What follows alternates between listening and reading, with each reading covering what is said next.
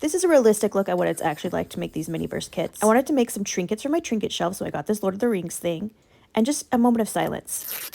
I felt so cute after I did that perfect pull because usually they're a disaster. And I opened this up and there were so many cute things. I knew right away these were the swords that they are using in the prologue of Lord of the Rings. So this journey started just as well as everything else, except I was confused why I had a wad of hair. I think it was just supposed to add to like the blacksmithy look of it all. I got out my UV lamp so that I could make it go a little faster.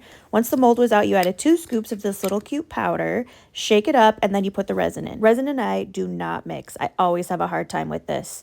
I put the little end of the sword in, and it's supposed to affix the sword with the hilt, and it's supposed to come out nice and smooth. And I pulled that out and touched it, and I realized I'm probably going to get contact dermatitis because there is resin everywhere. None of it had hardened. It was all just goopy, and it was still bendy, and then I noticed the sticker. 15 minutes to wait in the sun has now been covered with 60 minutes, I think, because of that cute little lawsuit they had going. The UV lamp wasn't working, so finally I just stuck this bad boy outside. After 24 hours, I decided to take matters into my own hands. I cut the mold in half so that the UV could actually get through easier, and then I realized it was partly this silver color. It wasn't able to harden, so I used clear resin from another kit. And finally, after a day and a half, I got something that was passable. It looks like these swords have been through hell and back, but at least they're hard. I tried to sand out all the imperfections, but they were just too great. It wasn't going to work.